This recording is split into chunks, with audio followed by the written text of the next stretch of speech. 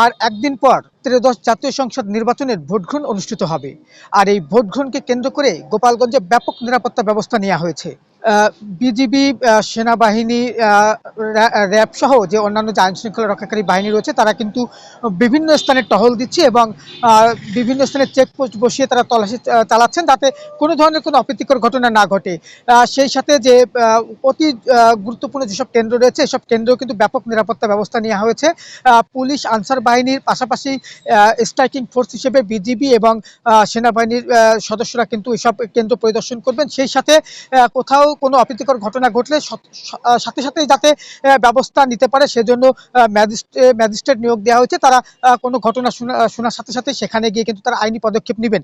আরেকটি বিষয় হচ্ছে যে এই নির্বাচনকে কেন্দ্র করে কিন্তু সাধারণ মানুষের মধ্যে মিশ্র প্রতিক্রিয়া রয়েছে। এরই মধ্যে কিন্তু গতকাল রাতে গোপালগঞ্জ জেলা প্রশাসকের বাসভবনের সামনেই কিন্তু সড়কে একটি ককটেল বিস্ফোরণের ঘটনা ঘটে। ফলে কিন্তু যারা সাধারণ ভোটার বা সাধারণ মানুষ তাদের মধ্যে আতঙ্ক ছড়িয়ে পড়ে। তবে পুলিশ বলছে এটি একটি বিচ্ছিন্ন ঘটনা, তবে এই ঘটনায় আতঙ্কিত হওয়ার কোনো সুযোগ নেই।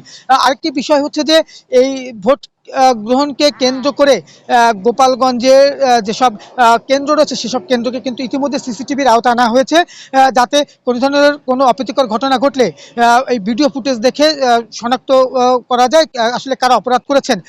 যদি সব মিলিয়ে আসলে বলা চলে যে গোপালগঞ্জে কিন্তু এই মুহূর্তে বা এখন পর্যন্ত কিন্তু আইনশৃঙ্খলা পরিবেশ স্বাভাবিক রয়েছে। তবে পুলিশ কিন্তু এই আইনশৃঙ্খলা পরিস্থিতি স্বাভাবিক রাখতে কিন্তু কাজ করছে। এই ছিল আমার কাছে গোপালগঞ্জের নির্বাচনকে কেন্দ্র করে আইন শৃঙ্খলা পরিস্থিতির সবশেষ খবর।